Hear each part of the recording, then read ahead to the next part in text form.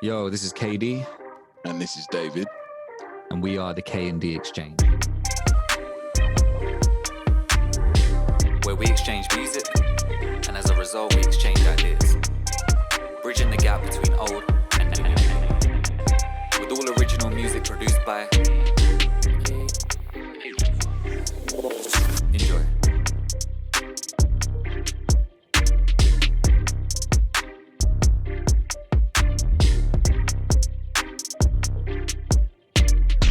Yo, welcome back to the 13th exchange of the K&D Exchange, your new favorite podcast, which, that's just a given at this point.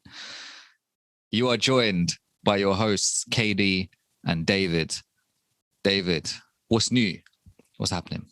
Man, so much is happening, personally, but like in the world of music, oh man, by the time this episode comes out, this will be old news, but Conway the Machine dropped an I knew album. you were going to say that. Yeah, Fucking man. hell, man. That guy is something else.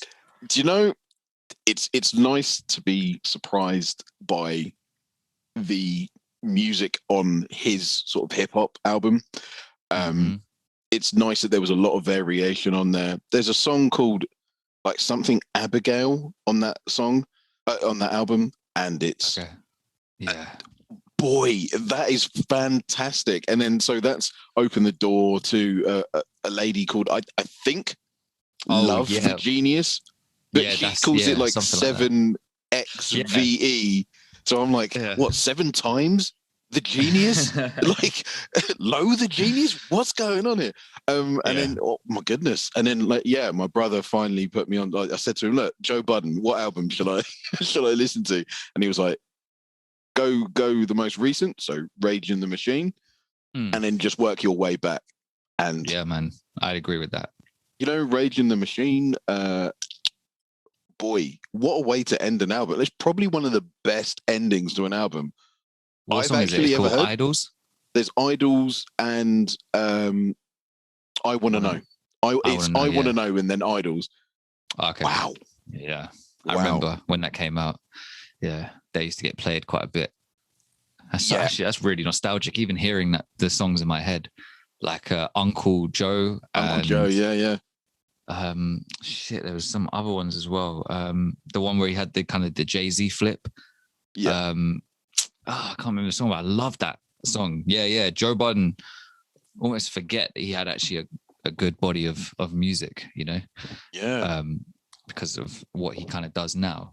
But Conway, like I love Griselda, but Conway has become, without me ever anticipating it, that guy out of the crew where I'm just like, yep, I can depend on you. Because he dropped an album early this year in January with Big Ghost. I happened to have just listened to that only recently, and I was like, yeah, this is cool. I like this. And then, but this new one, I knew it was coming out because I'd heard Blood Roses. I love that song. I love the way he raps on it. I just love the way there's a certain thing he says. It's like, and they get surprised when I tell them I didn't wrote it. Sorry, didn't write it. Sorry, shit. I just get excited. And he's using that trap flow, but over that boom bapish kind of beat. And I'm like, he just does it so effortlessly. And I didn't know the album was going to drop like on that date. I thought there was still a bit of time. So when it did drop, I thought it was like last Friday at the time of this recording, right? Yeah. Fucking, I couldn't believe it. I saw him tweet. It happened to be a tweet that was like a minute old, and it was something. I think he said artist of the like AOTY, like artist album of the year already. Album of the year. That's it. Yeah. And I was like, what's he talking about? And then so I checked on my Deezer, and then like, oh wow, it's all right, cool. Let's go for it then. And then I just listened to it, and I thought, my goodness. Like, well done. He's such a good rapper, man. Like, who thought it would be Conway, man? Like, I thought, Benny the Butcher you did say, you are. Conway's right. The guy. Like, I did say, but the thing is, they've all got different superpowers, haven't they? That's true. Do you know what I mean? Like, Westside Gunn is still he's a sick rapper. Like, don't get it twisted. He's brilliant. Yeah. I think he demands a certain mood. Benny the Butcher, he just sounds Like his voice sounds like his name. It's very much the most sort of accessible. I think he's got the best voice. I like his voice. I think his flows are brilliant and all that. Like he's kind of like, what would you say? He's kind of like the body of the trio, right? If you think like mind, body, soul, I think he's the body of the trio. You know what I mean? Very earthy, very very deep with his deliveries. And then like Conway the Machine, is he the soul or is he the mind? I'd say he's the mind. Yeah, I was going to say the mind. I say West Side is the soul. Yeah, there you go. Yep. And I think that they are, you know, I mean, one of the standout tracks is the last track, SE Gang on Conway's album. It's just a Griselda tune for free, and it's beautiful. I was like, thank you guys, man. Like, oh man, it's got that guitar loop on it, right? Like that really faded guitar. Yeah. It's just that, and they're just killing it over it. And they're such a good trio, aren't they? Yeah. And there's some of the beats that he has on there. They're not typical Griselda, but yet he makes them so grimy still. Like that, the Jungle Beats one. When I heard that producer tag, I was like, one, I haven't heard that in so many years. Two, you know that you're gonna get like a banger of a beat, not the typical boom bap kind of dusty drums that you get from Griselda. And he just fucking killed that. Did you hear the album he dropped last year?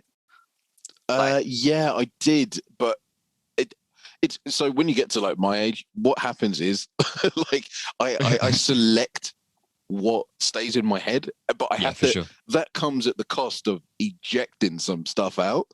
And I don't remember his album from last year like at all, which is so bad. But anyway, sorry. I don't know if this one's better or not. That's the thing, and I can forgive you for that because there's so much music they drop, but it's somehow all quality. I don't get it. I just don't get it. They kind of throw that on its head, like that whole, there's artists like The Baby and whoever else who are like good artists, great artists, but they drop too much music and it's a bit some of it's a bit throwaway, right? And so it's like, we want artists to slow down and slow the pace and really work on their art. But then Griselda come in, they take that new model, but yet it's the reverse. It's quality all the way. Yeah. And it's just like, I just don't get it. I don't get how you're doing it. Yeah. There aren't really any weak songs on the album. There's some that I like more or less. Some I like more than others. Yeah. I mean, but then again, not to say that, but the thing is on the songs that I don't like necessarily like, you know, more so than the others. Yeah. The rapping is still amazing. There's still a story to tell. This is, you know, we're witnessing, I don't know, he's ascending, isn't he? He's becoming a... We are witnessing Conway, and I never thought it would be Conway in the mainstream who is like ascending. I thought it would be Benny. I mean, Benny's doing his thing, definitely. But Conway, I didn't think he would ever become he's not even just one of my favorites in Griselda now. He's just one of my favorite rappers. If I see Conway's on your shit, bam, I'm going for it. Yeah. Like crazy, man. I'm glad we're witnessing it. Yeah, I don't understand how he can be like so sort of consistent, but then so varied in like his deliveries. Like varied. I don't understand. So I'm kind of going through this. I'm kind of going through it at the moment because of this podcast and stuff. I'm looking at hip hop like totally differently now. Okay. And I'm wondering how these people, like how, for example, like the album that we're going to review today, you know, this is the first one, but who knows what they're going to be. You know, I think that we can be impressed by this album, but when I look at guys, you know, obviously we'll Sky Zoo or flipping whatever top tier rapper that's out there, how do they do it? And it's just as I'm sort of looking at things more deeply, I'm trying to understand where does that innate drive to always push the envelope sort of like come from? Like, don't you run out of words and syllables and things like that? That's what I always think, and it's and you know, Conway, Benny, like all the great ones, Black Thought, like how do they do it? Because it's not like Black Thought is like putting out like rubbish, like ever. No, Common. For me, like the main hook for Common was the music behind the rapping that made it. I think the music's gone down, not necessarily like Common's delivery or messages, sure. But also like how he's an OG in the game. How is he still doing it? But he's not doing it badly. I think it's a mentality thing. I think, and also, especially for hip hop, it's hard for us to understand a little bit how they can be OGs and still doing it but when we really think about it, who says that? I think it's new. It's kind of new for like a 50-year-old rapper to be killing it, because I think there was always been this this persisting culture of it's a young man's game. No one wants to hear their granddad rap, that kind of thing. And now it's changing where it's like, well, some of these legendary guys are getting older. They're not staying the same, but we still want music from them though, because they still want to keep creating. Some of them have the drive still, whereas others like go into podcasting or they do other ventures or whatever. Someone like Nas clearly still has stuff to say. I mean, he dropped a great album last year. What was that called? What was it called? That's one of my favorite ones as well. King's Disease. That's it. Yeah. I have listened the red to cover. That. Yeah, so it's so fucking good. I couldn't believe it. Nas over some actually really good beats. It was long overdue, but yeah. But yeah, all right. Let's jump into what we're going to talk about today. We're talking about an album that you gave me called, and by who? It is an album called Whatever Happens, Happens by a Detroit trio by the name of 101. I knew they were from Detroit. What did you think? Yeah, I did think, these guys from Detroit, because one, the sound and just the way that they kind of so fuzzy. yeah, exactly. And they have a Detroit attitude. I don't know how to describe it. And then also they mentioned something about Gilbert Arenas, and I was thinking, okay, if I know that that's a part of Detroit, then that must mean I have some kind of bias towards some. I must definitely have listened to a lot of Detroit hip hop, because how do I just know what that is? I'm not even been to Detroit, right? But it's like a subtle thing, right? When they mentioned Gilbert Arenas, I was thinking, why have I heard that so many times before? And then for some reason I put it together. I was like, oh, Detroit. And then I was thinking, oh, this sounds very Detroit though. Maybe it is Detroit. And then it's like, wait, Dwelle's on this album. Dwelle's from Detroit, I'm pretty sure. And then I'm pretty sure they mentioned Detroit, but yeah, because I didn't do any research into them. But is this their first album?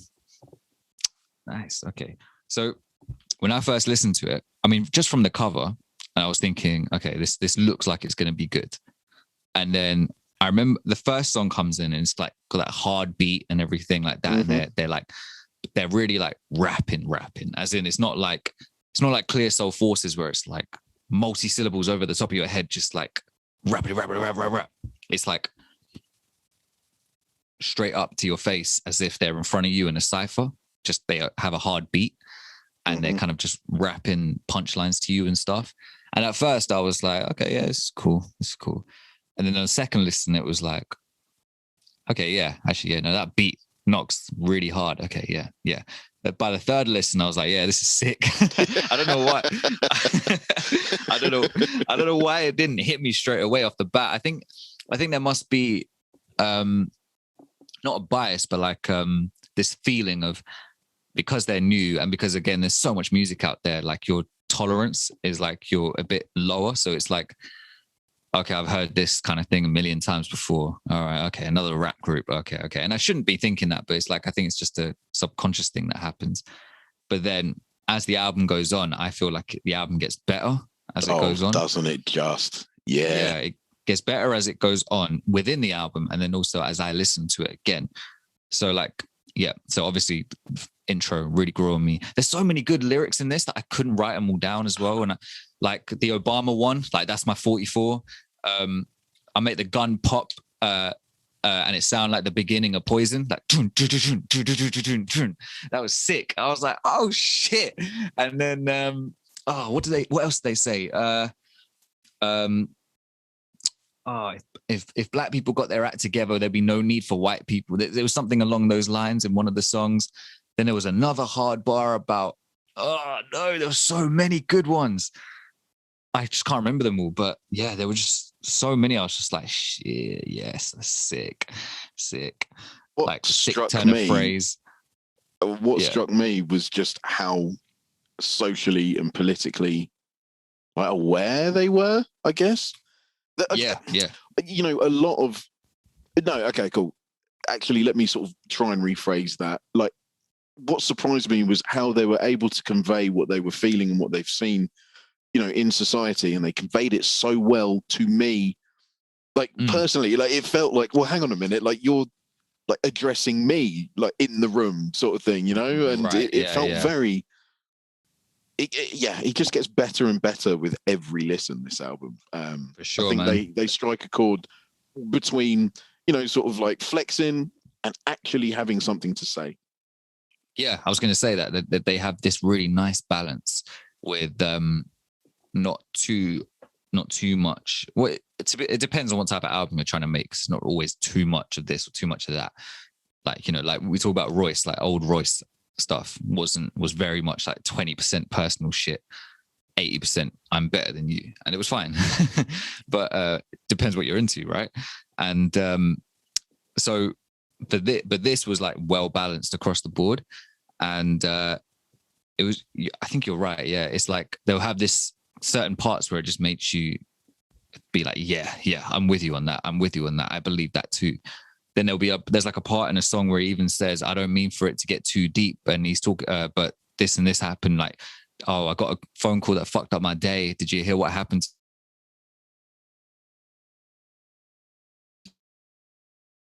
page when on Facebook, some shit like that? It's like, I didn't mean for it to get too deep, but you know, all this sort of stuff. I was just talking to him the other day, and it's like it came out of nowhere, but it didn't feel jarring or anything. It felt like a natural part of the song for him to, even though he acknowledges in the lyric, like, I don't mean for it to go left. It's like, okay, it still works there. Oh, I can't remember exactly what song that was. It might have been the third song, I think. Heavy Bars, I think. Yeah, I think it might have been that one. 30 for 30 was cool. That grew on me as well. Like some nice vibes on that one. Mm-hmm. I think at the beginning it was a little bit jarring for me going from that really hard intro into this. I was like, oh, okay, of course. Like we had to slow it down a little bit. But then, yeah, what does that say? That song was Heavy Bars. Yeah, that's hard. That was hard. Like, yeah, the beat, everything about it, just hard. The drums, oh boy, the drums. Yeah, the drums across this thing were fucking. They're just sick. But they're really, I don't know what it is, but there's something really unique about this sound and the way that it's produced. It's got a really big body to the drums and stuff, but it's not like too in your face. It's like they've somehow got it to sound big as opposed to it necessarily being big. Like it's not breaking your headphones or your speaker, but it almost gives the illusion of being big. And it's probably, I don't know who mixed and mastered this thing, but you know, whoever or produced it, but whoever did is a ledge. This is it's a really, really well constructed sound throughout. Definitely, man. It doesn't. Sure, man. This is how you build an album, in my opinion. I agree. Yeah. How many songs was it as well? Like 12? 12, and it's quite a short album. It's perfect. Yeah, it's like 35 minutes, right? Yeah, something like that. Yeah, 35 minutes. And again, with like Clear Soul Forces, you know, we talk about like they sound like just a bunch of guys who are friends with each other from the same city. Yeah. I think that's what I love about hip hop groups. This is no different. And I guess from Detroit, there's something about the spirit of Detroit, which is, you know, we mentioned this before. There's like that kind of underdog mentality. There's that kind of unification. Now and the scene, the hip hop scene in Detroit is like so much wider now, more varied now. So it's like even more so like, okay, I'm staking my claim as this type within this kind of realm of hip hop, blah, blah, blah. Like, you know, because everything has its own lane and stuff, just even within the city. Like you could listen to just exclusively Detroit hip hop and you'd be good. Like I think there's a good variation. So definitely.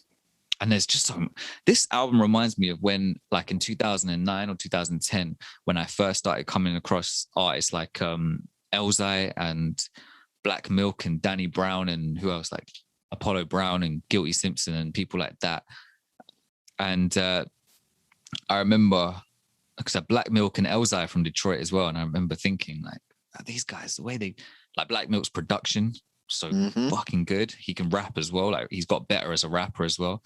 Elzai is just an incredible top tier rapper.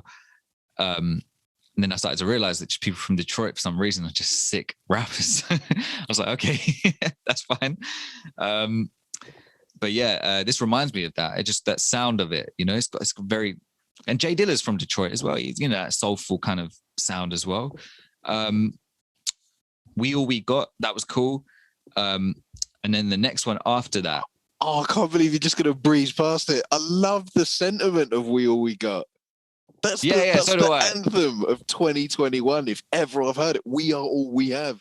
Can't rely on these politicians out here, man. We can't rely on, you know, anybody else to have your back. We are all we got. This is it. Fair enough, man. And the drums, the drums are so good. Oh, for some reason, I'm only remembering like the synths on it. I don't know why, like the main lead. It's just the way that the double bass, like bass pedal just comes in and it's just it just drives the tune forward. Oh my goodness. Anyway, sorry. I'm gonna go listen back to that again. Yeah, the drums. I would have thought you'd have gone nuts for the drums because I did. But anyway, I didn't write anything down. For some reason, I just wrote cool on that one. I did. Okay, fine. I'm not sure why. Maybe it's maybe when I skimmed through. Maybe when I skimmed through, I kind of just heard the beat and was like, okay, cool. I kind of remember this one. Do you know what I mean? Whereas the other ones, like even just skimming through when I was taking the notes, kind of, I was like, oh yeah, I remember how I felt about that one. I remember how I felt about that one. Sure. Not a problem. Because the next one was a standout for me with that singer that sounded like Jhené Aiko. And I was thinking, is that Jhené Aiko? But it's not. I'd be surprised if it was. Overlord Scooch and SDNY. Don't know if that's like Sydney or something, but yeah, Stressed Out. That was a good one. I love the soulful kind of vibey, but still hard, kind of like lyrically hard kind of vibe from it. Yeah. It reminded me of every time I hear the words "stressed out," it brings me back to a Tribe Called Quest song with Faith Evans by exactly the same title. And I think there's a couple of little nods in there. I can't remember the lyrics exactly, but I think there's a couple of little hat tips to that in that song. Could be making it up, but I just got, I don't know, I just got, you know, it invoked ghosts of that old song. Tribe would work really well over that beat and over that song. If they made that song, I would be like, okay, yeah, this just sounds like Tribe, but in 2021. Yeah, cool. I wouldn't be surprised. And then the next one is it Gangsta Bars? Yeah, Gangsta Bars. Yeah, hard. Even though it's not really a song. It's not a song. It's just. But it's just hard. It's just for no reason as well. Like for absolutely no reason. Just this intermission comes in, and you're like, what's going on? But it's very Detroit though. It's very Detroit, like that battle rap thing, right? And when I listened to it, I think the first time in the background, I didn't really clock that what they were saying, like, oh, you know what time it is, you know, Gangsta Bars. And I wasn't looking at the track list. And I was thinking, oh, you know, the way he's rapping is like the lines, I can tell it's battle rapping. So, you know, the more kind of talkative approach of it. But then I was thinking, wow, why are these all gun related? Why are these all like, they don't seem like the type to do that. And then I saw on the track list said Gangsta Bars, and then I heard it again and he actually said it at the beginning, you know. So I was like, okay, that makes sense. It felt really random at first, like, why are these all gun related bars? Exactly. Yeah, I'm with you. Yeah, but then okay, I get it with the name, right? But that's sick, right? It's just sick. I love it when there's like a raw MC behind the songwriter MC as well. And they're coming from that place. Because I think we talked about it before. You can have sick MCs who can't write songs very well. And they can rap like crazy, but they don't make like good, well-structured or well-written songs necessarily. But obviously these guys do. Drake. Yeah. Drake. Bro, how can you say, we're not going to go into that, but how are you going to talk about songwriters, bro? If anything is the reverse. Yeah. Guy can write songs, bro. Anyways, although there's a lyric on here that made me think about Drake. There's something about you, something about you just let these rappers with no talent get away with it or some shit like that. Yeah, that's on, I think Spirit Don't Fly, I think. Oh, okay. I think. Yeah. Spirit Don't Fly. Yeah, probably. But I just Spirit heard that. Fly, Not that I don't think Drizzy has like no talent, but I just imagine you hearing that and being like, yeah, fucking right. Fuck that guy. Yeah, you heard it here first. That's my first swear of the podcast. Screw him. Anyways, the next song. Oh man, the Professionals. Yeah, I love that beat. I love the whole vibe. It's so hard and grimy. Like this is like it's not like the first song or the third song. Those were like hard, right? There's something different about this one, which is like the mood is a bit more down. What's the word? Like low key or down tempo. Yeah, is that yeah? Is that the right? Perfect. I don't know if that's the right term, but it's like those drums. They're not too in your face, but they're dirty. They're raw, and it's just kind of it's like a dream for certain MCs to like rap over that kind of thing because there's enough space, but it's grimy. You can just get away with anything on that shit, and yeah, fucking, I love that one. That's definitely another standout for me. I like on the song with Dwele when they're talking about how white people say Dwele. Am I saying Dwele right? Yeah. I was really hoping I was. But it kept making me laugh every time. You know, I can't even remember the different ways that they pronounced it. Like Dwele. Yeah, man. So weird because I just see that and I'm like, Dwele. Yeah, it's easy. Not Dweel. Like it's just Dweel. I need Dweel to.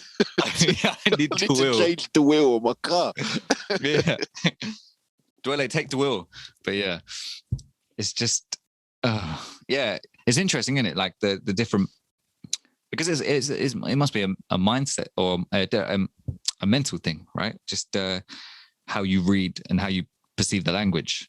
Yeah, man. You can have like, I don't know, like mild forms of dyslexia and stuff. Like we can't throw that many people under the bus. Like, no, yeah, definitely. Yeah, we're definitely not.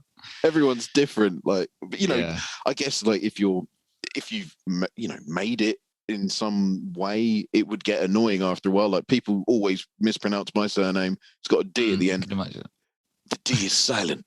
Like Django. Right. You know, like my name's Renault. Like it's spelled with, you know, it's very, oui, it's a French name. Oh, Renault.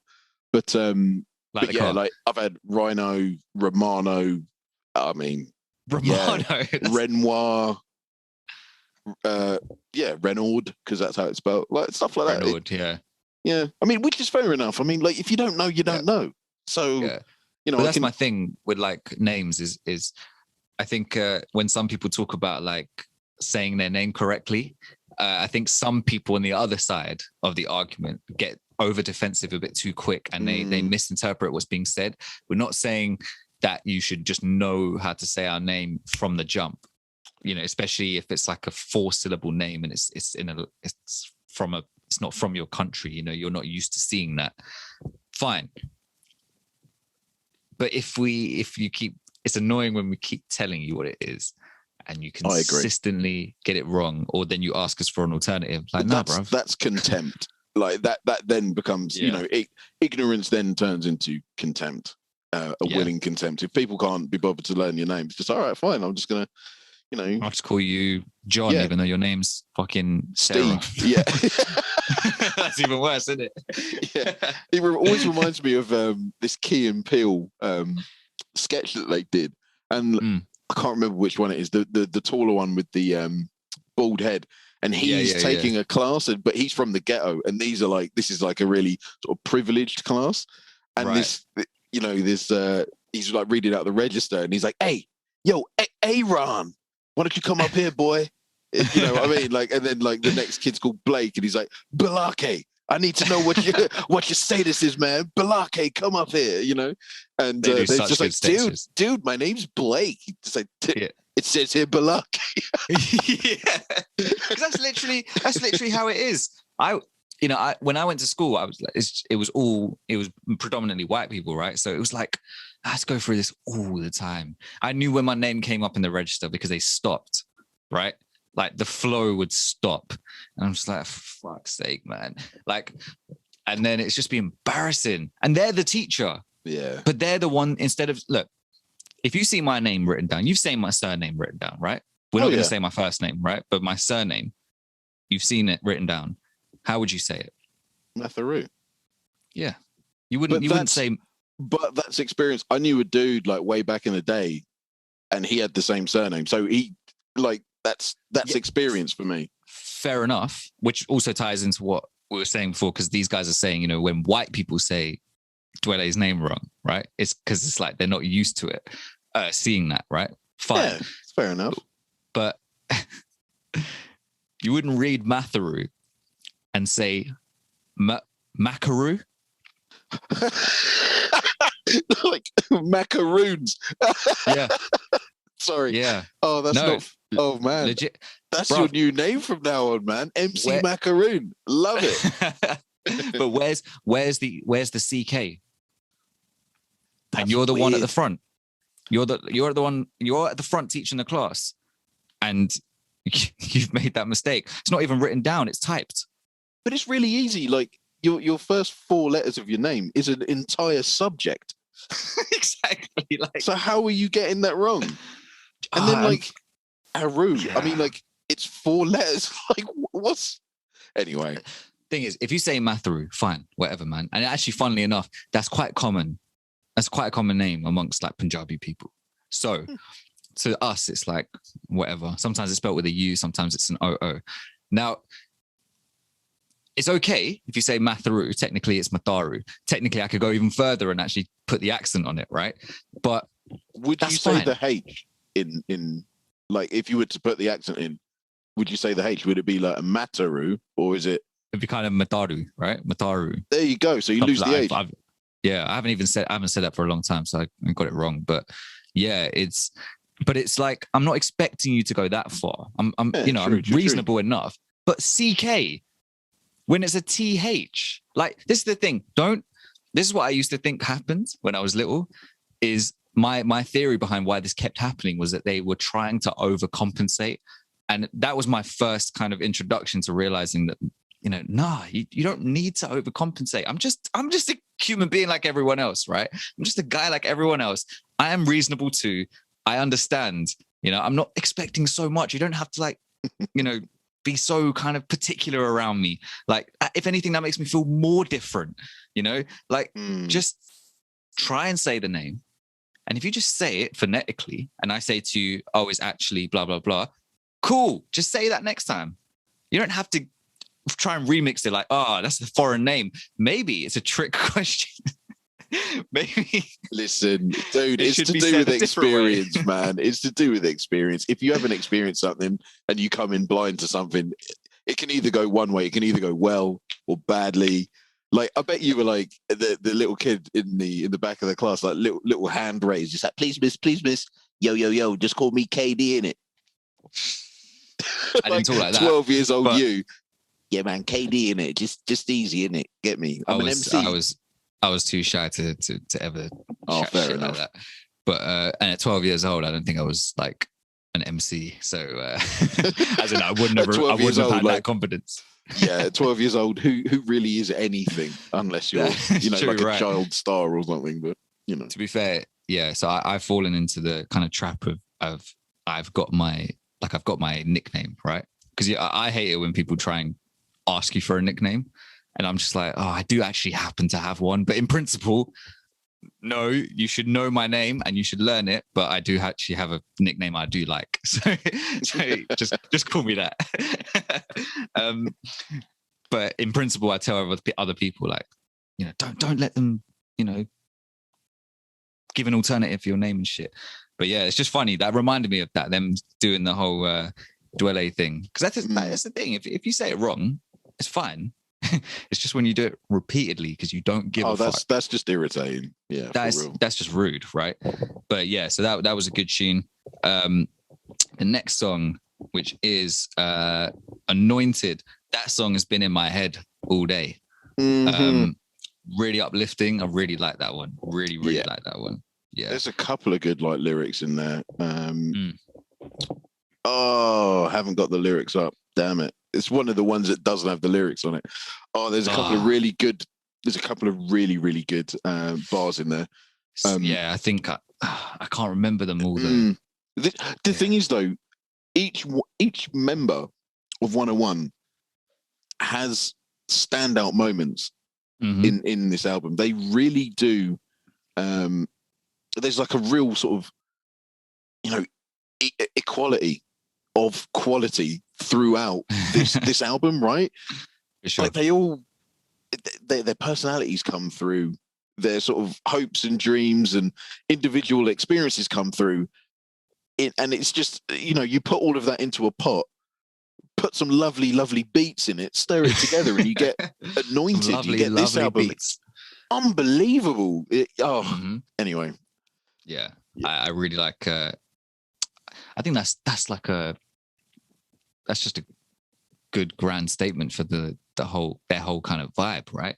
I mean, I could pick them apart as I'm listening, but I don't think I could say, so and so had the best verse on this song yet. Agreed. Yeah, I know who this person really is and stuff like that. Clear Soul Forces, I had been listening to them before for a while, and kind of that breakdown really had me going in like, yeah, I kind of recognize their different voices. I actually don't know their individual names to the voices, so I did that last time we spoke about them. But these guys obviously relatively new. Hopefully, we'll start to get to know them more. They might even have solo stuff in the future as well. Yeah, I'm really hoping that they're going to be like three, like Griselda, like three excellent rappers who can carry an album or an EP by themselves. I've got no doubt that these guys can do that. Yeah, this is a good find. Yeah, see, friend of the show, Chris, he messaged me a few months ago and said, this album's been on in my head the whole weekend. Like, why don't you listen? What do you think about it? I listened to it once and I said, thank you so much for this album. I love it.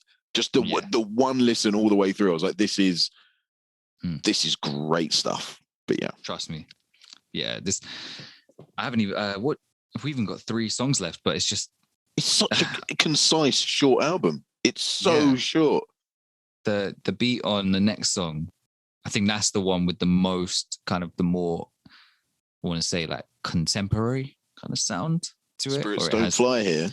Yeah, is that the one where it's like the beat is a bit more kind of trappy or in your face a little bit more? Yeah, I love the sample blending because it still sounds like the rest of the album, but drum wise, it's like got the 808 and the kind of those kind of snares and stuff. It is that one, right? No, it's not. Well, hold on. Yeah. That's the trap one. Yeah. Oh, okay. Yeah. Cool. Yeah, it's the sample is it feels very very Kanye, like 2004. Yeah. Sort of Kanye, Through the Wire sort of Kanye. It starts there, but then it's contemporary drums, like you said. Yeah, you're right. That's a nice blend, because that's what I wrote. I said I like the sample blend, and I'm guessing what I meant by that is the sample blend with that type of drum pattern and that type of beat. Because it still sounds very Detroit. It doesn't sound like they went outside their bag to kind of, we should just put a song like this in. It was kind of like they went with the same process, whoever produced it or their beat picking selection or whatever. and this just fit. But they just chose different drums because they've got a different, that different flavor. Yeah, really like that one. Rio for President, our boy Dwell back again. I'm joking. Our boy Dwelle, gotta give respect to Dwelle. Love the beat on this song. Yeah, it's good. Yeah, I really love the beat on that one. But the outro is one of my favorites, the 3-man weave. They reference it as well early in the album. I think they reference the 3-man weave in 30 for 30. Oh, do they? Yeah. And it's like, this is one of my faves, man. It's just wicked, isn't it? It's like a statement of intent. Like, we are the 3-man weave. Look, 101. This is what we do. It's brave. I think it's really, really ballsy. I love the sample. I love the beat. I love the way they rap on it. But why the fuck does it end like that? It's so abrupt. No. And I told you on Spotify, it does that radio thing where it just plays other songs based on what you've listened to, so it doesn't stop. This one, I think because these guys are relatively new, it just played the first song on the album again. And I didn't realize that I'd got to the end of the album the first couple of times. And then I was able to listen out to it. I was like, wait, I think I was like doing something. I was like, oh shit, did I press it on my watch or something? Like, didn't even know it was connected like that. And then, it turns out the song has just ended. Yeah. And then I was like, why have I heard this song before? Have they done it? Yeah. But I'm sick. Maybe I have heard of him before. Yeah. It's like, oh, okay, maybe I am as up to date as I think I am. But yeah, no, it was like that Ian Kelly one where he just stopped the album. But how dare Ian Kelly do that to us as well? Waiting, man. I'm out here hungry. I need more. Yeah, I'm wondering if it's just gonna. I wouldn't be surprised if his next album just starts straight away. Do you know what I mean? Like, as soon as you press play, bang, straight in. He's already rapping and the beats kicked in full pace and everything. But that one made some weird sense as to why he just ended it so abruptly. I felt like it really tied into the theme of that album, right? What was the album called again? The Ian Kelly one? Kells is Dead. Kells is Dead, that's it, right? And then I think when we broke it down, it felt like, he was going through his life and his certain things he was reflecting on. And then at the end, he kind of just, bam, stops it. It's like he's killed died. that part. Yeah, literally killed that part and he's moving on. So maybe his next one wouldn't just start straight away because it's not a continuation. It's actually a boom, an abrupt end. That's it. That's all I'm going to say. I've used all the space. Here, I didn't understand as much why it just stopped. Like, I didn't really get that feeling like, oh, that really works with the album. It was like, why? Like, I would have preferred you faded out or something. I think it's a statement of intent. I think the album it's short. Yeah. And it's designed to kind of, it's almost like it's like guerrilla tactics, right? Short, sharp assault. Right, yeah. Really, really laser focused in their objective. Get in, get out. And I really think that's kind of it feels like an underground album. Even though it's not, definitely. Like, it feels really, really underground. And I think it feels underground, yeah. Yeah, and I think that the tactics basically was, because it's 12 songs, barely half an hour. Let's just leave them wanting more. Always leave the audience wanting more. And that's what I think that they've done here. Because I'm ready for an EP. I'm ready for individual projects. I'm ready for it to continue. Second album, like 101. Hurry up! Like, this is this is so good.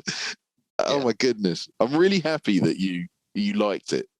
This is right up my alley, man. Like, and again, it fully like, and again, I think I have a bias towards Detroit, and fully like I think I could even make like a full like Detroit collection or playlist, and it would just be full of quite easy incredible rappers, incredible songs, and incredible albums as well. So yeah, they've got a solid between history. Elzhi, Royce da 5'9", obviously Eminem, got D12 in there. I was going to say D12, 101, you got Clear Soul Forces, Clear Soul, Apollo Brown, Danny Brown. Danny Brown. There's loads, man. Yeah, there's you loads said Black of people. Milk earlier on. Black Milk. There's so many, and then but Jay you Dilla. don't even need to stick within the realms of like, just strictly rap, do you? I mean, there's Dwele as well. Yeah, singer-songwriters coming out. I mean, it's just a hot pot of. Dope music. They call it Motor City, right?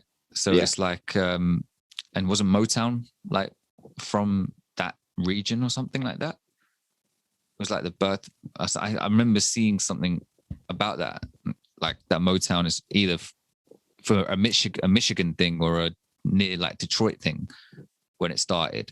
I remember Eminem doing this like ode to Detroit thing. It was like a spoken word video one time for this advert or something, and he said something about like the home of Motown or something like that. Yeah, man, Detroit, Michigan, home of Motown. Yeah. Okay, banger. Yeah, because on Detroit too, Big Sean's album, he has people like Stevie Wonder doing like the story time thing. And I think Stevie Wonder's got a connection to there as well. So Detroit, as much as like on the surface, it just slaps. Yeah, as much it goes to show that even on the surface, if you're going to look at it like, oh, the city's bankrupt and it has this problem, that problem, bruv, look at the creative and artistic side of that city, and you have something beautiful and special in there. Right? If only they all banded together with all of their capital and all of their wealth. Not to say that they're maybe not, but just imagine like there's a lot of capital to be made, especially in like rap and hip hop and stuff like that. If you took it, that'd be lived sick. comfortably, and then just regenerated by yourselves because you've got the money to do it. Like, I mean, this is me getting my Black Panther hat on and like getting my beret and sort of righting the world's wrongs. But I'm just like, look, man, look, we know ethnic minorities are usually the ones living in the worst conditions. Yeah. In America, especially, right? Especially, and in Detroit as well, which is, to be fair, it's hard on everybody. I get the impression there. Like, it's not just a race thing, right? Yeah, but I just think that with the wealth of talent that has come out of there, I mean, I know Eminem does a lot of charity work, and I think so does Royce. Like, he does quite a lot as well. And a lot of philanthropic ventures that they both do, so they do care. But I'm just like, if imagined if you had like a Latino construction company or a black construction company, you could just give them money, buy some land out, put some apartments up for people, easy affordable living, and just regenerate the area like through the obscene amounts of wealth that some of these artists are getting, and it could be a way of self-sustainability right there. I mean, I'm only using housing as one thing. Obviously, there's amenities and things like that you can, factor in. But just for brevity, we'll just keep it as short as that example. But yeah, bro, it's that's an interesting idea, because it just made me think about like someone like Eminem. I don't really pay attention to like how much like a rapper's worth and all that sort of stuff. I don't really care, but like it is interesting in certain contexts. So like if I just wonder what it's like if you're someone like Eminem who doesn't really seem to overly spend. I mean, we don't know, but he doesn't seem to overly spend his money. I mean, he's done interviews where he said that his friends make fun of him, like for buying. He bought a watch one time, and he called up his accountant, or he called up his manager and said, "Can I afford this like Rolex watch?" And his friends were like, "Bruv, you've put out your second platinum album in an era where CD sales actually contributed, right? And he's been on tour, and this is not early Eminem. This is like going through your prime Eminem, and I think even later than that." And he was like, "Yeah, people always make fun of me because I get really careful when I spend my money." And they're like, "Bruv, you could buy 5 or 6 of those watches, no issues whatsoever." Yeah. And then in the interview, he's wearing this like $100 watch or something like that, and it's like one of those G-Shock ones or something like that.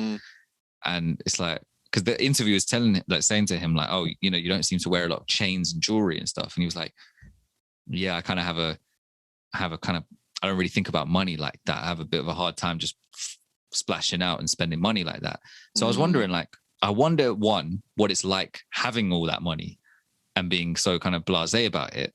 Yeah. And just putting it into like charity stuff, like being able to easily just say, yeah, I want to give to this charity. Oh, okay, the coronavirus things happen, you know, want to support struggling DJs as well as struggling people in Detroit and stuff like that. I always wonder, like, what it's just like, just having all this money that just keeps on coming in. Obviously there's got to be a limit to it. He hasn't got like an unlimited amount of money. It's a huge fucking amount, but how, like, there's no limit. There is a limit to it, right? And I wonder when he sees things like, oh, the city's gone bankrupt and all that sort of stuff, I wonder if he sits there and thinks, is this even out of my depth to help? Do you know what I mean? Like, definitely. Yeah. Do you know what I mean? Like, with the millions that he has, he can only do so much. Like, you gotta make your money sort of like it's work a weird for concept you. to think of, though. Yeah, it is. Yeah, I mean, I think that, like, with charity stuff, you know, we can get a bit more cynical, but with charity stuff, there are certain tax breaks that are afforded to artists, right? So we all know that. I don't know that, you know, the ins and outs of that, but I do know that for a fact, right? You got loads of money, like, you can either get taxed or you can just give it to charity or whatever and keep a little bit of it for yourself. Who knows? But yeah, I think there are some problems that money just can't solve. Like, you've got to basically create an ecosystem of progress. Essentially, you basically plant the seed. So, say if it's like a housing complex, right? And you want to make affordable housing for people, okay? But then people are going to need jobs. So, how do you then? You need to do that. How do you then, you know, sort of subsidize that? And then they're going to have kids. You've got, you know, nurseries, or any American listeners, daycare. You've got flipping, you know, hospitals. You've got, you know, shops, all of that stuff. So yes, you could literally have lots of money and help out, but then you've got to make sure that every facet is interconnected and actually functions on its own, in its own autonomy. Sure. And then worse than that, you got to count on people not being twats and greedy, and that's the problem. Yeah. Where there is opportunity, there is opportunity for good and bad. We're seeing it with the coronavirus. You know, governments are ushering in, you know, stupid sanctions. Maybe we don't know about, like, I don't know, like vaccine passports and things like that. I mean, we just don't know. Basically, you know, where things are going to go. We don't know the extent of it. Yeah. Yeah. I just like lost my train of thought because I was thinking about what's happening in the Caribbean, like with St. Vincent, and then like Grenada saying, mate, I'm so angry at Grenada right now. But anyway, I need a vaccine to go back there. And I'm like, I just want the choice. Okay. Like, I just want the choice. I want to go to, like, my ancestral home. I want to have the choice whether to have it or not. Like, that's the thing, but you're making me have it. Sorry. Anyway, anyway, where there is greed and opportunity, there's opportunity for good and bad. Absolutely. And I think that, you know, it's nice to be altruistic and really think of these really cool little ideas, you know, wow, affordable housing and that. And I'm like, whoa, hang on a minute, you know, money can only stretch so far. Eminem's just one guy, multi-millionaire. But you need more than just a few million. You need, for sure, hundreds of millions, and that's just one city. It must be frustrating for him. Yeah. I mean, because I'm trying to think from his point of view, because when I asked that question, it wasn't like, he should do something. Because I just see comments like this online. People don't understand how things work or how money works. And they just think that because someone is, by their definition or their standards, rich, they can just solve problems. So they'll be like, you know, oh, well, this person did this, or this person's got all this money. How are they letting this happen? And it's like everything basically you just explained. Like, it doesn't work like that. Someone like Eminem, I haven't seen this luckily for Eminem. I'm pretty sure I've heard people say like he doesn't give back enough, even though he does. He just doesn't show it. And that's the true joy and the true beauty of giving. Exactly. Yeah. Now, you're right though. All the things you said, he can't necessarily account by himself for all of those other pieces of the puzzle to fall into place, you know, because it's not just a pay for this and it's done. It's, well, we've got to build the infrastructure, got to build sustainability and make sure that this works and then this works. Because, you know, that you did it in a really simple way that if you want affordable housing, okay, these people need jobs. Okay, so you need to work on that. Okay, they're going to have kids, so you need to have that. So you need to do this. And you need to then make sure it's sustainable and that people aren't going to put their hands in the pot and try and take out of it and make, you know, take advantage of people. But yeah, it's like people don't think about the principle. They just think purely for the money, right? Yeah. Because what you said about the Grenada thing and, you know, the choice of it, right? You know, some people will be very black and white and say, you know, well, I don't get what the issue is. Don't get what the issue is. But it's like, well, the issue is the principle, right? Deep down is that for you, it's like an issue for you that you want to be able to choose, you know, to be able to do this thing, right? And, you know, to be fair, when it comes to like putting something in your body, you have to really, you know, think about why people may be okay with it and why some are not okay with it. It's not always a rationality thing. It's not always a logical thing. Sometimes it is a what is your value placed on when it comes to certain things like that? You know, some people are very, very.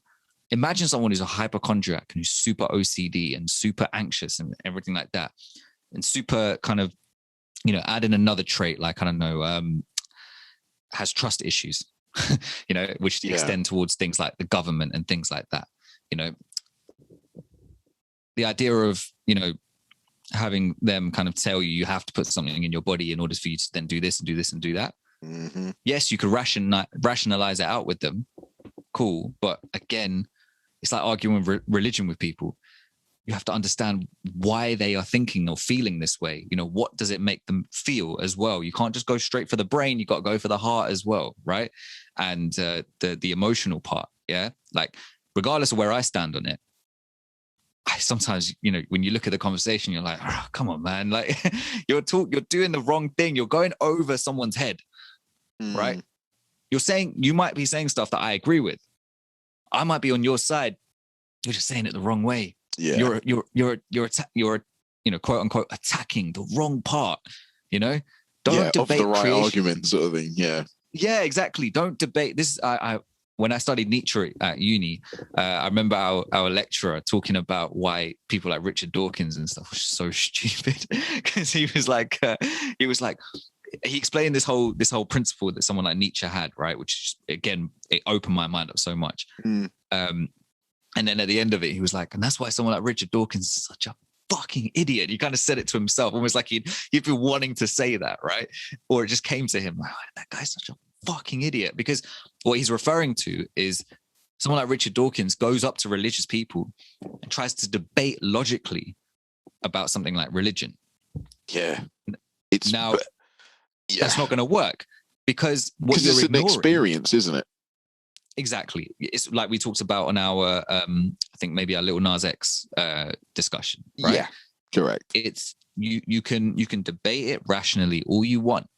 You can talk about how we have proof for evolution and all this sort of shit. Cool. What you're ignoring is that these guys hold a value to the thing that they believe in. Yeah. Sometimes that is much stronger, and your brain will protect itself sometimes from things that it thinks can harm you. And that may also potentially be things that open your mind, you know, because it may think you can't take it. You know, it's a complex structure. It's not just logic, facts, rationality. We're so much more than that. And someone like Richard Dawkins doesn't fucking get that. So he wrote The God Delusion, right? Yeah. My brother read that book and he was like, what a load of dog shit. You know what? I read maybe half to 3/4 of it. And I usually have this thing, right? It's like movies. I rarely tap out of movies, right? Yeah. Just because I'm like, got to finish it. It's one of the few things that I'll like see through to the end. That's like me with movies and albums and stuff. Yeah. Even if I don't like an album, I'm like, maybe I'll get through the whole thing. That way I can say that I've listened to the whole thing. Say, but there are there are certain books that I just cannot do. Lord of the Rings, I got all the way up until like halfway through the third book, and I was like, nah, like I cannot do this anymore. Like I just can't. I don't care. And so I put it down. There's something quite liberating about it. But I did the same for The God Delusion. But then my brother-in-law was like, look, you should read the Science Delusion by a man, an author who goes by the name of Rupert Sheldrake. I think I've heard of that book before. Yeah, it's super. It's really, really cool, actually. Really good book. Yeah. Really hard to get into. Sure. I don't have the most logical brain. I can take in new concepts like quite easily. And the book does a really good job of laying out those new concepts. But it's dense and it covers a lot. So I would strongly recommend anybody read that, because it's good shit. I'll check it. I'll have a look at it, because I remember my brother reading The God Delusion and telling me about parts of it. Now, bear in mind, I haven't read it, right? So therefore, it's coming through his kind of filter. But he, my brother's, again, he studied philosophy. If anything, he's way better at it than I am, and at that kind of thing, right? In terms of critical thinking, logical thinking, that kind of stuff. And he would come back to me and explain like certain things that were put forward in the book. And the thing is, he said that he's read another book by Richard Dawkins about biology, which is his forte. Like that's what he is, right? He's a scientist or a biologist, right? And he was like, yeah, it was so good. But this one, I think I said it in another episode before, maybe the Lil Nas X one as well, that some of these guys are not good philosophers, right? They are whatever they actually are. They are scientists, or they're writers. Absolutely. When it comes to discussing some of this shit, it's like, bruv, it's like if you came to my lectures and you chatted this bullshit, like everyone would just be like, no. Like that doesn't make sense like that. That doesn't. But what about this? You've completely jumped the gun here, and that's an emotional argument. But you're attacking these people for having these emotions, and yet you just use a super emotionally charged argument. It's just that emotions and then cuss the people for having emotions. That's his tactic.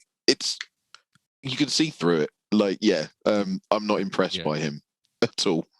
Yeah. But it's like, no, there's something I want to like about him, but it's when it comes to that stuff, I'm just like, you're not. He's like, be open-minded. Like it feels like he. When you have artists who have fan bases which make you kind of sour on the artist because of the way the fan base is like kind of now let me think if there's not mention that guy's example. Name. Okay. But let's but so you know what I'm saying, right? It's like that also, I feel like, in other arenas, right? So this guy has this like cult of people, like what my friend would call Reddit atheists, right? Who think they're so fucking edgy and counterculture, and they're so intelligent and above everyone else because they don't. I'm not religious, man. I don't subscribe to this, man. I don't need a god to get through my life, man. It's like, cool. Neither do some of us. We don't give a shit. Some of us do. Some of us don't. But guess who you're going to be calling for on your deathbed? But anyway. Well, there's that. But also, it's like, in what way did that suddenly become a mark of intelligence? Do you know what I mean? Like, it's just you're conflating all these different issues. The Enlightenment, dude. Like back in 18 whatever. That's when all of that started happening. When people were just like, look, religion, it just ain't working. We need to go and it's all science, right? Do other things. Yeah. And don't get me wrong. There's a hell of a lot to be thankful for. It's like, with regards to science. I mean, we got a rover on the Mars. We've got a helicopter on flipping Mars at the moment. That's cool. That's so cool.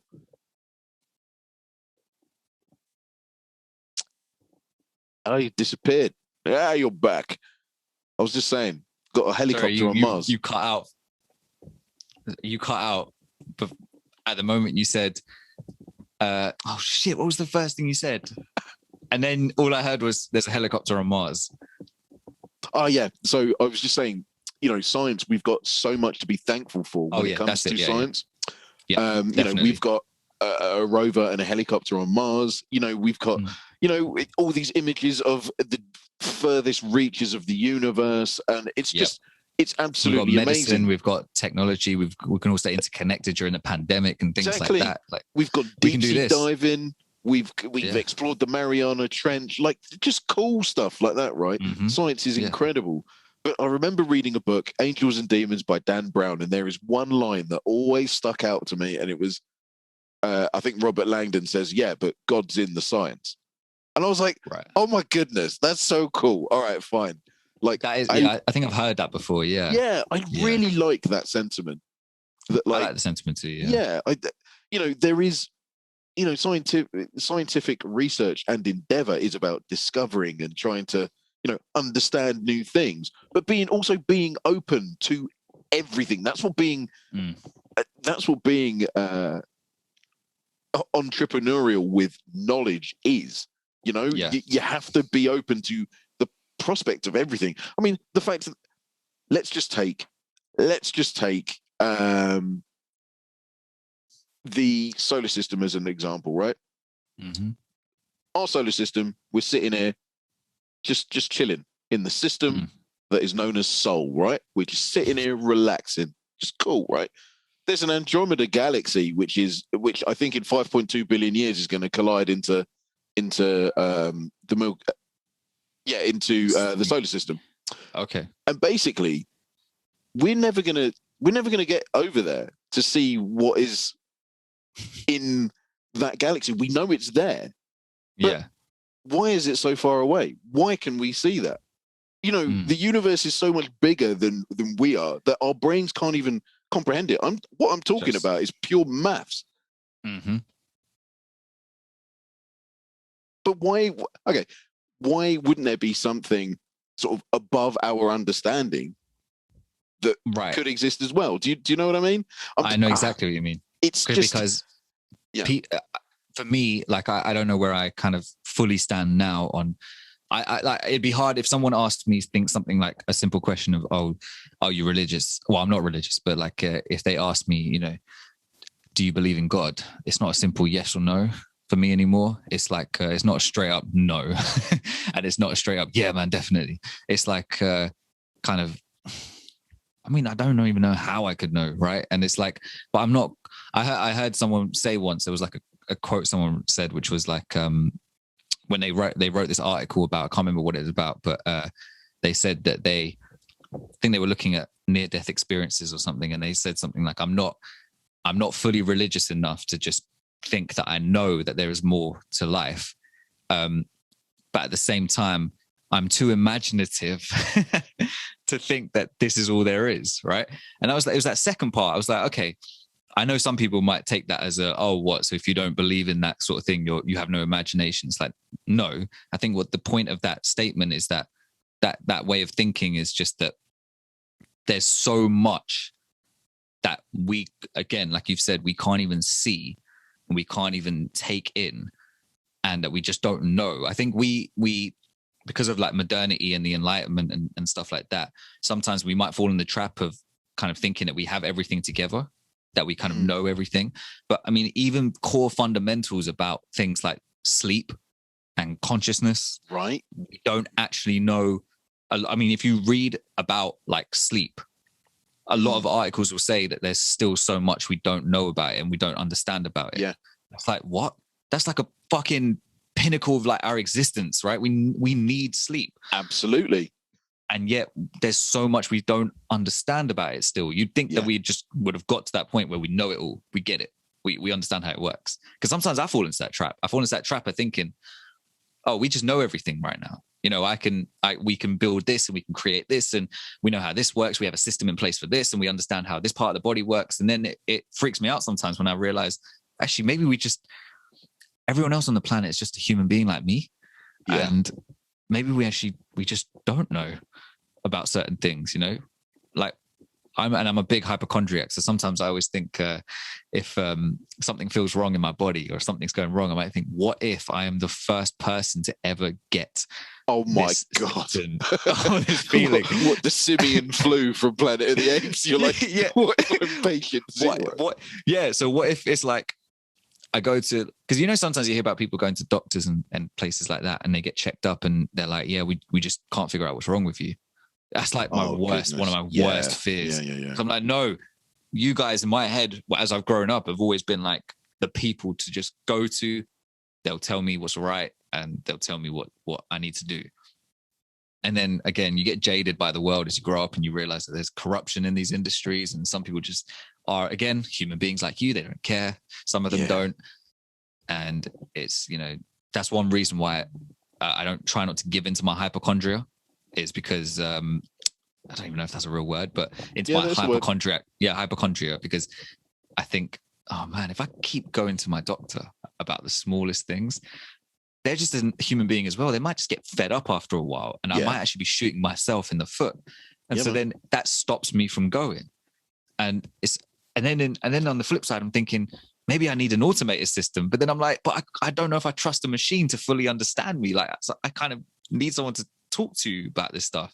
And yeah, it's just like, wow, even just from that little thing I just said, we don't know everything that's there. We don't know everything that's out there. We know that dark matter exists. What is it? What's it made of? What is it? All this multiverse shit, like, and stuff like that. What the fuck? And like quantum physics and quantum mechanics. Physics is the most crazy thing that you've... It's like when crazy.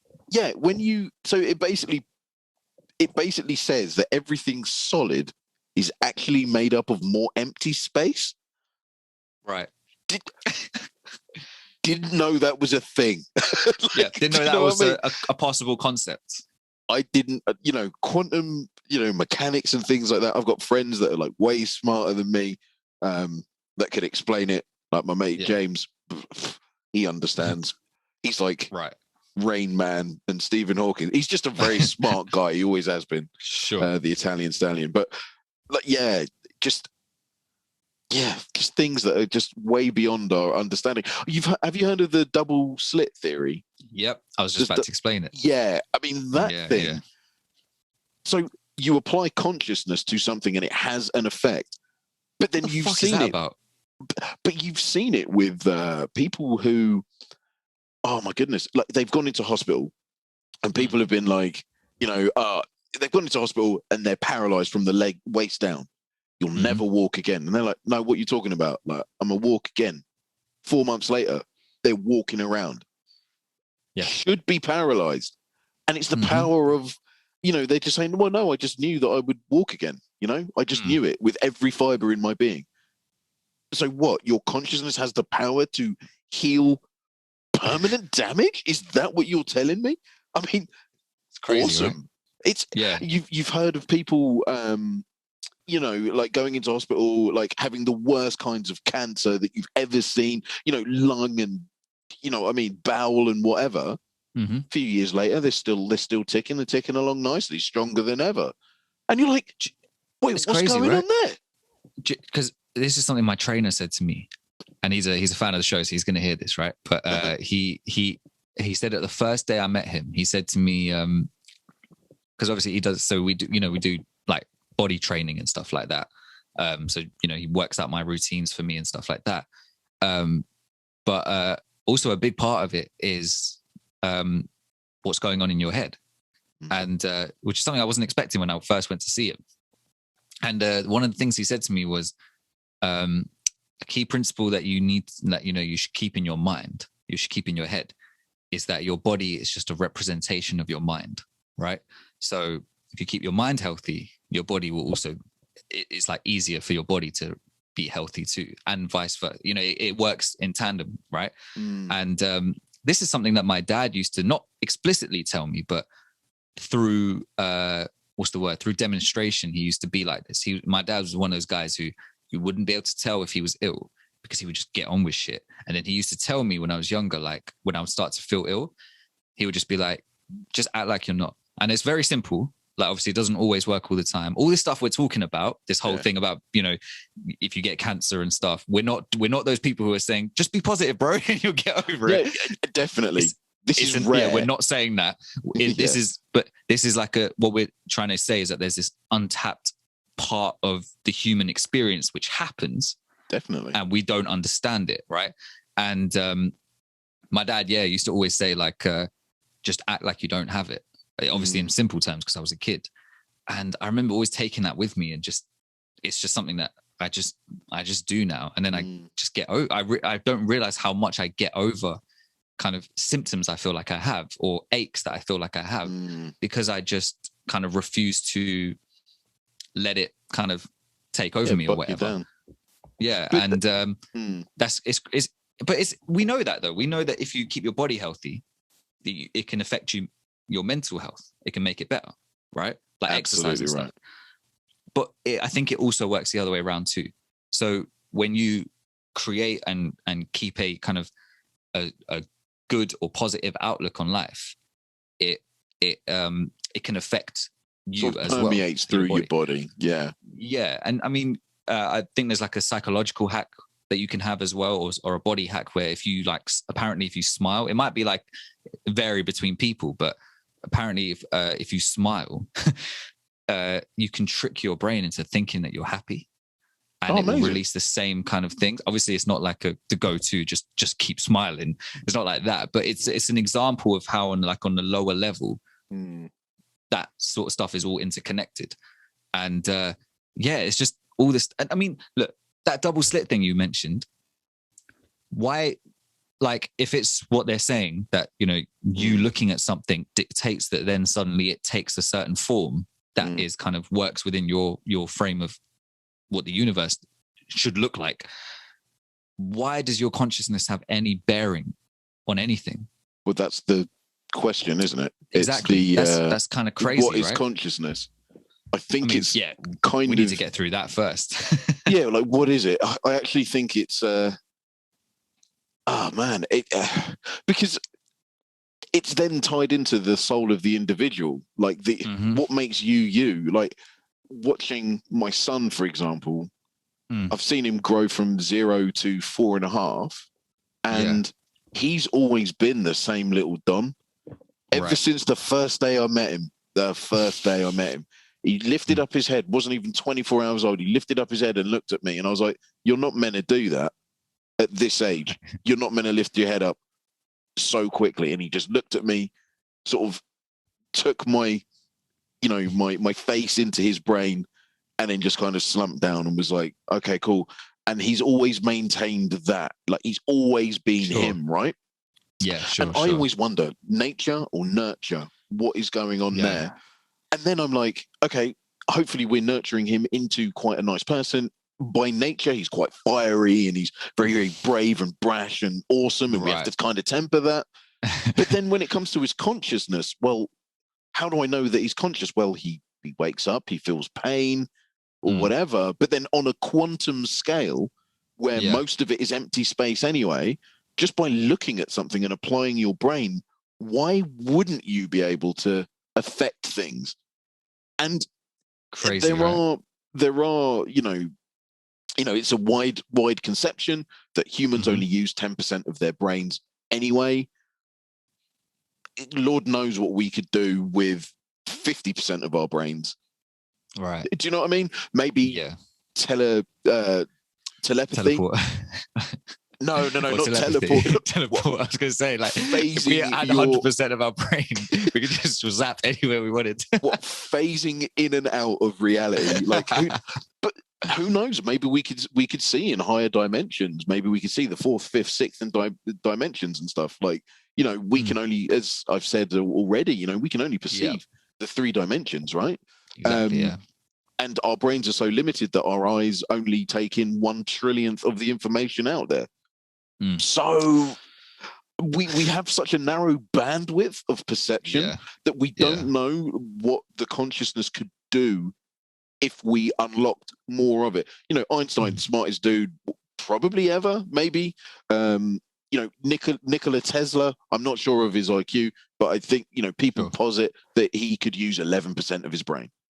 Right. And they've made inventions and things like that have stood the test of time, and theories as well. Yeah. And it's interesting when these kind of people, when they say like, oh, these things just kind of came to me, it's almost like they were out there, right?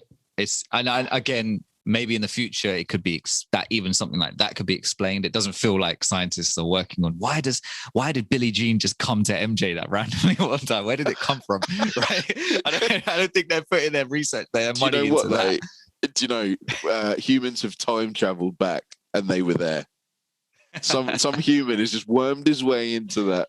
Like, yeah. It'll be like one of our great grandchildren, because we're such super fans. Like, he'll have his own, like, could you imagine in 2,000 years the church of Michael Jackson? I almost kind of hope that doesn't happen, because I don't want it. I don't want him to kind of become this deity. I want people to actually see him as the human being, because I think that makes him even more of a special human being, right? The fact that he kind of subverted, like, the way he looks when he's doing his things and dancing and singing is almost like, wow, one human being did that. If you make him into an alien or a god, it's kind of like, well, okay, yeah, that's what they do. Do you know what I mean? I was just positing. No, but at the same time, I can't imagine that happening, because 2,000 years, it's a hell of a long time. The story's going to be. Yeah, I mean, but this is the thing. Like, bringing it back to religion, like I do totally understand. How can you trust, like, especially in like Roman Catholicism, how can you trust a document that has been altered, at least 13 times by so many people and stuff over the years? And the thing is, like all of the, so what was it, the Matthew, Mark, Luke, and John, those guys wrote like the Testament and story of Jesus way after he died. Way like, after it happened, yeah. I think Luke was like 80 years after Jesus died. It's like, bruv, you weren't even there. You weren't even you weren't even a twinkle in your dad's eye. Like, you know what I mean? Yeah. It's crazy. Like, so anyway. Yeah, so I know what you mean on that hand. It's like, I think there's a difference between like believing in maybe that there might be something more to just because there's even like this scientific principle called like the materialistic principle, and then like the holographic one, which is like, one is this idea that everything is physical and kind of what we see is what there is. And then there's like, I think the holographic one, I remember reading about this ages ago, but it's this idea, that I might be butchering it, but I haven't read about it in a long time, but it's this idea that it's not basically just what we see is what there is. It's more it's more closely tied to the whole quantum mechanics thing, I think, in a similar vein, where it's like, actually, maybe, you know how it's crazy. I think we talked about this at work one time, and some of our coworkers were like, nah, that's freaky, when we were talking about, you do realize when you see something, it's just light reflecting off that thing going into your eyes, and then your brain interprets it. Like, the sound is not necessarily there, it's waves going into your brain interprets it, and then you don't hear with your ears, you hear with your brain, you see with your brain, you taste with your brain. Your brain is filtering the entire world for you, right? Mm-hmm. So this principle is basically saying that, how can you just say that, well, whatever is there, and that's it? Because actually everything's been filtered for you, right? Everything is being interpreted. Is this just light reflecting off this thing, this speaker here, and then going into my brain, and then my brain saying, yeah, that's a speaker, and that's what it looks like, and that's that color, and that's that color, and that's that. Yeah. I don't even know if you see my yellow and whites as red, and my red and blues and things like that. You know what I mean? Like, yeah. Maybe that's why people have different tastes in certain things. Maybe some things are ugly to other people and not to others, because we have a different color palette that we're all looking at, like, and how can you tell? How do you describe purple from orange? You just can't. But then you've got like such things as, education, which is universal conditioning, right? It's right. How you make sure your populace are seeing that is yellow and that is blue, and just indoctrinating you into, a sort of base level of thinking, But for sure, man. For sure. Oh man, we're going all over the gaff. Yeah, well, I really thought, we were going to keep it strictly hip hop, but then This always happens, isn't it? Well, this is the thing, you know, this is the beauty of hip hop. It just, you know, especially when you listen to guys like Royce talking about unbelievable stuff in his freestyle. I would absolutely love to sit down with him and be like, right, talk to me, bro. Break it down. Yeah, talk to me, bro, because you got a lot of knowledge. Like, talk to me. Yeah, trust me. But yeah, no, bringing it back to the hibbity hop. The hibbity hop. I didn't even give my rating and shit. Yeah, man. Like, you have top 5, please. Top 5 will be. In fact, you can say the whole album because it's sick. But go on. My top 5 is the album split into 3 parts. That's not even. But yeah, doesn't work, man. Top 5. I didn't write them down. I was like, I felt so confident. I was just like, I'm going to look at the track list. But it's okay. Heavy bars. Boom. Stressed out. Cool. I think The Professionals. Spirit Don't Fly Here. Yeah. And 3-Man Weave. And my rating for now is a 7.5 because I think it has room to grow.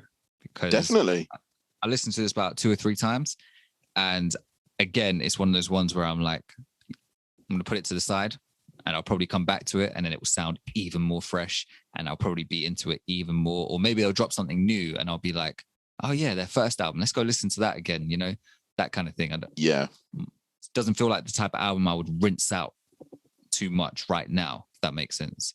Fair play, man. Something I might put to the side and then be like, oh yeah, that group, that album, that was sick. Let me come back and check that out again. But yeah, 7.5, definitely. Cool, man. Derek Chauvin, convicted of murder of George Floyd. That just came up now.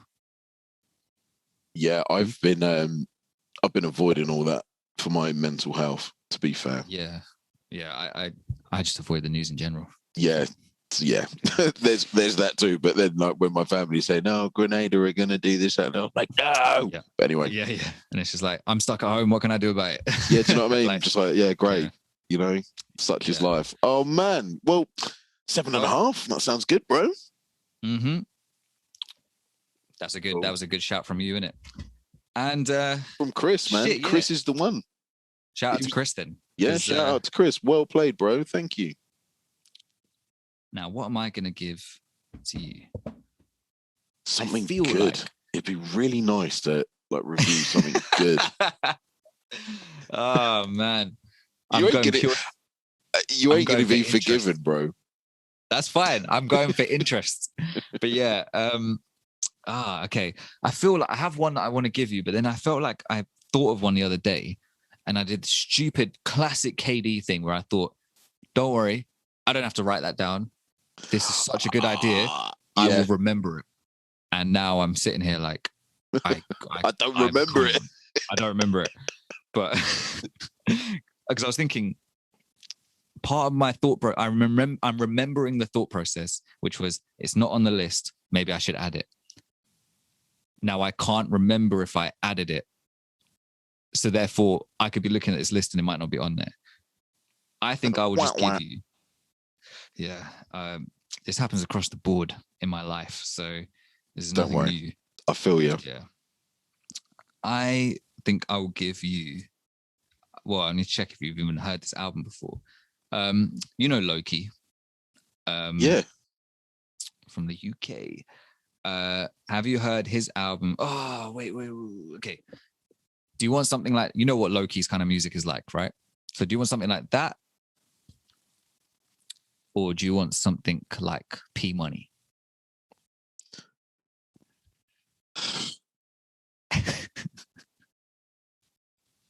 Oh, I don't know. Just I know which one to give you. Loki. I'm going to give you Loki. I think there's a bit more that I feel like right now I want to talk about with that. So this album called Soundtrack to the Struggle 2. I'm slightly hoping you haven't heard it.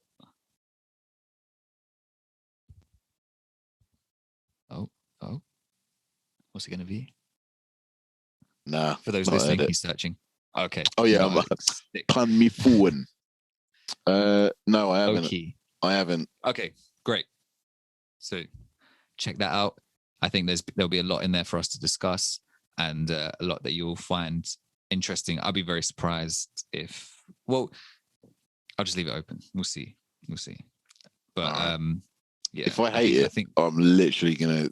If you hate it, I'm gonna be very surprised, because this is my kind of like apology for, not even apology. I don't apologize for shit. This is my yeah, you got to make it up to me, bro, because like the fuck, man, like last week. So Chris messaged me today and he was just like, you know what, man, I listened to your podcast. I was like, oh yeah. And he went, you know, you didn't go nearly as far enough on Drake as I thought you would. I was like, what? I thought me saying that he represents absolutely everything wrong with the music industry is pretty damning. And he was like, no, man, you could have called him like a parasite. I was like, wow. Yeah. Like, wow, okay. But anyway. I'm really interested to hear what more could have been said. Like, to be honest, I think I was pretty scathing, but I was quite like, you know, I'm not going to cuss him as a person. I'm just going to.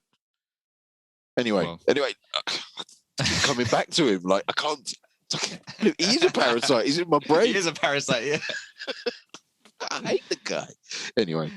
So low-key soundtrack to the struggle too. I'd be actually quite surprised if you come back and you hate it. Soundtrack to the struggle too, low-key. Yeah, cool. Yeah. Oh, I've been listening to Gotham, Talib Kweli and Diamond D. Is that new? Ish, yeah. Okay. I think last week. But yeah, dude. Oh shit. Skyzoo's got a verse on there. No wonder we love him. He's amazing. No wonder. Okay. That what's it called? Gotham, Talib Kweli and Diamond D, and Busta Rhymes is on there as well.